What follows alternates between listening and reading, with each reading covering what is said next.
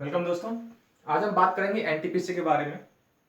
काफ़ी समय के बाद ये वीडियो आ रहा है। ठीक है, देखिएगा आपका first phase, second phase, third phase and fourth phase आपका आई थिंक कंटिन्यू चल रहा है आपका, जो कि 3 मार्च तक आपका चलेगा।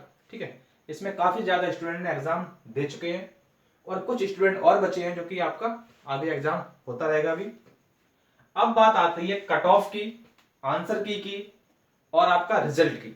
ठीक है, तो देखिए एक्सपेक्टेड कट ऑफ, ठीक है, संभावित कट ऑफ आपका मैंने वीडियो अपलोड किया हुआ है। किसका? कट ऑफ का। इसका लिंक मैं आपको नीचे डिस्क्रिप्शन में दे दूंगा, वहां से जाके आप लोग देख सकते हैं। ठीक है, अब कुछ महत्वपूर्ण पहलू है उनके बारे में हम लोग बात करेंगे।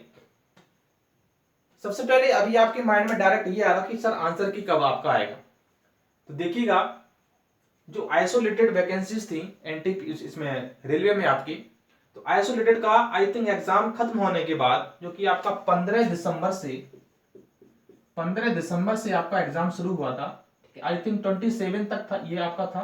ठीक है, 27 या 26 तक आपका ये हुआ था। तो इसकी आंसर की बहुत जल्द आ गई, लगभग आपका 15 से 20 दिन के अंतर्गत आपकी ये आंसर की आ चुकी थी। ठीक है, तो आंसर की आने में ज्यादा वक्त नहीं लगता आपका। ठीक है, तो बात करेंगे एनटीपीसी के बारे में। ठीक है, ये पूरा आपका एनटीपीसी के बारे में यहां पर चलिए देखते हैं।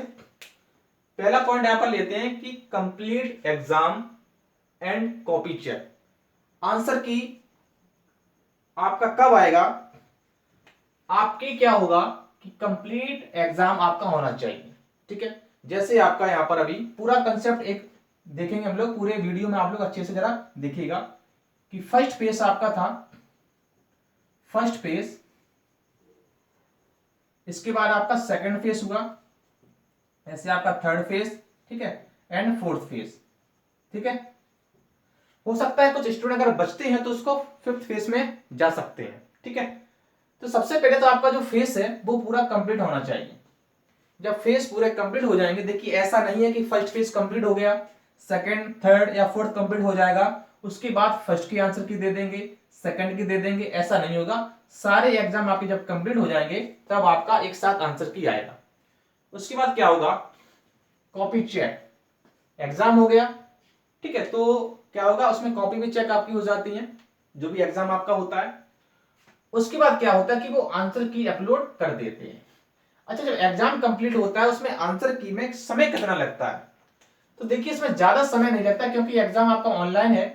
तो मेरे हिसाब से 15 टू 25 डेज के अंतर्गत आपका आंसर की आ जाना चाहिए। ठीक है, तो ये इसमें इतना समय लगेगा, आंसर की जल्दी आपकी अपलोड हो जाएगी। ठीक है, इसमें ज्यादा समय लगेगा। मैंने इसको इस अनुसार देखा है कि आपका जब आइसोलेटेड था उसमें जल्दी आंसर की आ चुकी थी। तो ये दो आपका हो गया। हालांकि उसमें एग्जाम कम थे, इसमें एग्जाम काफी ज्यादा है, काफी ज्यादा स्टूडेंट भी हैं, हो सकता है थोड़ा और ज्यादा समय लग सकता है। ठीक है, एग्जाम कंप्लीट होने के बाद ही आपका जो है आंसर की यहां पर अपलोड होगा। अब क्या हुआ, जब आंसर की अपलोड हो गई उसके बाद क्या होगा?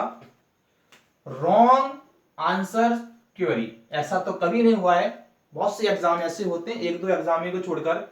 जब पीसीएस के एग्जाम तक में क्या होता है कि क्वेश्चंस तो होते हैं, उसमें कुछ ना कुछ मिस्टेक होती है, कुछ ऑप्शन में मिस्टेक होती है, आंसर मिस्टेक होती है, कुछ क्वेश्चन को पूछने में गलती हो जाती है। उसमें क्या होता है कि हम लोग उसको क्वेरी के लिए डालते हैं, करेक्शन के लिए डाल देते हैं। ठीक है, उसमें जो भी आपका चार्ज लगता है वो आपको चार्ज पे करना पड़ेगा, पर क्वेश्चन के हिसाब से होता है आपका। इसमें आपको थोड़ा समय लगता है।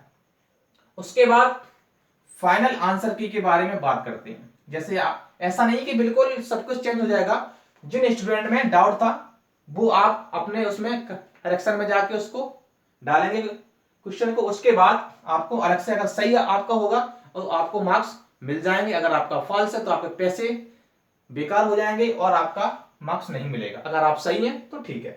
कभी कभी ऐसा होता है, कभी कभी क्या, हर बार ही ऐसा हुआ है रेलवे में, क्वेश्चन एक या दो क्वेश्चन उसमें गलती से हो जाते हैं। ठीक है, उसके बाद क्या होगा, जब फाइनल आपका सब कुछ हो जाएगा ना, काफी ज्यादा स्टूडेंट क्या करते हैं, करेक्शन के लिए वो अप्लाई करते हैं, उसमें क्या होता है कभी कभी उनके मार्क्स ऐड भी हो जाते हैं। तो ये सब कुछ होने के बाद, ठीक है, ये सब कुछ होने के बाद फिर आपका आता है रिजल्ट। फिर रिजल्ट आपका आउट होता है।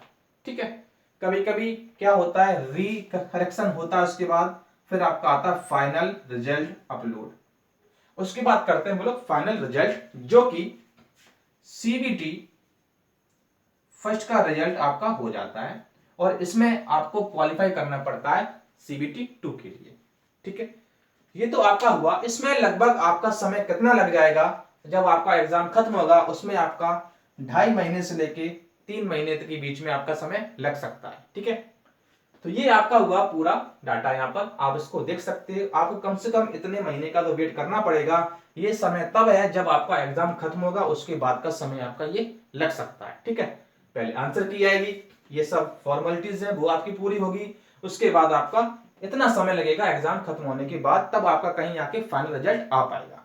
दूसरी बात क्या है कि जब आपका ये रिजल्ट यहाँ पर चलता जाएगा, कॉपी चेक होती जाएगी, तब आपका जब तक ग्रुप डी का एग्जाम भी हो सकता है चलता जाए। इसका एग्जाम खत्म हुआ, ग्रुप डी का चालू हुआ, इसकी कॉपी चेक हो गई है, उसका एग्जाम चलता जा रहा है। ठीक है, उसका एग्जाम खत्म होगा, यहाँ पर सीबीटी 2 चालू हो जाएगा। इस टाइप से हो सकता है आपका चले। आगे देखिए, अब बात करते हैं सीबीटी 2 की। मैं इसको यहां पर जरा इरेज करता हूं। ठीक है, मैं इसको यहां पर हटाता हूं।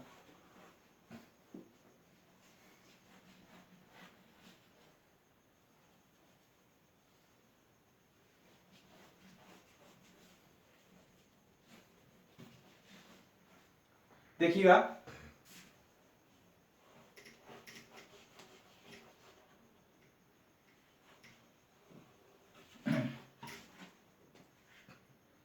सीबीटी 2 ये काफी ज्यादा महत्वपूर्ण है। सबसे पहली बात तो ये है कि अब जो एग्जाम हो रहे हैं अभी 4th फेज में, उनकी जो शिफ्ट है वो प्यारे दोस्तों क्या हो रहा है कि उसको दिन ब दिन आपका लेवल हाई होता जा रहा है। ठीक है, लेवल आपका हाई होता जा रहा है।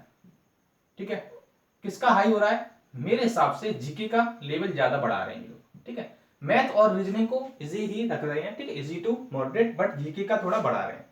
अब ऐसा नहीं कि जीके का सिर्फ एक स्टूडेंट के लिए होना, ये सभी के लिए है, सभी स्टूडेंट के लिए है। तो इसके बारे में आप लोग ज्यादा ना सोचिएगा। आपका नॉर्मलाइजेशन होगा, नॉर्मलाइजेशन होगा तो उसकी आप टेंशन ना लीजिए। इजी शिफ्ट के 80 और आपके 60 ये बराबर है, इसकी टेंशन आप लोग ना लीजिएगा। ठीक है, अगर आपके 60 के आसपास अगर आपने क्वेश्चन अटेम्प्ट किए हैं तो आप सीबीटी 2 के लिए तैयारी कीजिएगा। और दूसरी बात क्या है, जिस दिन आपकी एग्जाम डेट आएगी, एग्जाम रिजल्ट आपका आएगा, फाइनल रिजल्ट जब आपका सीबीटी 1 का अपलोड होगा, उसके लगभग 20 से 30 दिन के बाद आपका एग्जाम की डेट आ सकती है। ठीक है, तो आपको तैयारी कंटिन्यू करनी चाहिए। आप इस वेट में ना रहिएगा कि आपका सीबीटी 1 क्लियर होगा, रिजल्ट आएगा, उसके बाद हम लोग तैयारी में लगेंगे। तो ये कुछ जानकारी थी आप लोगों के लिए। ठीक है, तो आपको कम से कम 2 से 3 महीने का तो इंतजार करना पड़ेगा सीबीटी 1 रिजल्ट के लिए, और आपको इसी समय में आपको सीबीटी 2 की तैयारी के लिए कंटिन्यू बने रहना चाहिए। ठीक है, क्योंकि तैयारी की क्या है, देखिए सीबीटी 2 इसकी आप तैयारी करेंगे और साथ साथ आपकी क्या होगा, आपकी ग्रुप डी के लिए भी तैयारी आपकी होती रहेगी। तो कंबाइंड रूप से आपकी तैयारी चलेगी। अगर सीबीटी 2 की तैयारी आपने कर ली तो इसकी तैयारी करने की कोई भी आवश्यकता आपके लिए नहीं है, क्योंकि आपका इससे ज्यादा पेपर टफ तो नहीं आएगा ना, ये इससे इजी रहेगा ग्रुप डी का। तो आपकी दोनों तैयारी एक साथ होती रहेंगी।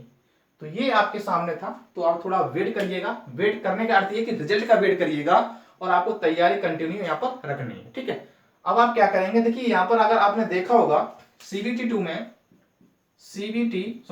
1 में अगर आपने देखा होगा, अगर मैथ के 30 क्वेश्चन आपके रहे हैं, अगर आपके मैथ के 30 क्वेश्चन रहे हैं, 30 क्वेश्चन में मेरे हिसाब से 28 क्वेश्चन आपके बिल्कुल बेसिक कंसेप्ट पे थे। अगर आपने ये देखा होगा, बेसिक कंसेप्ट थे। अगर आपने स्पीडी देखी होगी, अगर आपने या स्पीडी देखी, या आपने जो टॉपिक पढ़ते हैं तो शुरुआती के जो आपके 5 से 10 क्वेश्चन होते हैं उसी पे बेस सारे क्वेश्चंस थे आपके। कुछ आपको एडवांस उसमें दिमाग नहीं लगाना था। ठीक है, तो बेसिक कंसेप्ट को आप लोग जरा क्लियर करके जाना है आपको। सीबीटी 2 ऐसे नहीं क्वालिफाई हो पाएगा जैसे कि सीबीटी 1 में क्वेश्चन आए थे। इसमें क्वेश्चन हो सकता है लेवल आपका थोड़ा बढ़ा दिया जाए। तो शॉर्ट ट्रैक पे आप मत जाइएगा, बेसिक कंसेप्ट को आप क्लियर करना है। कोई भी टॉपिक आपको स्टार्टिंग से देखना है, फिर आपको जो भी कंसेप्ट है उसको क्लियर करके आपको एग्जाम को देना। ठीक है, तो ये कुछ बातें थी, कोई भी डाउट हो आप लोग कमेंट बॉक्स में लिख सकते हैं। All the best.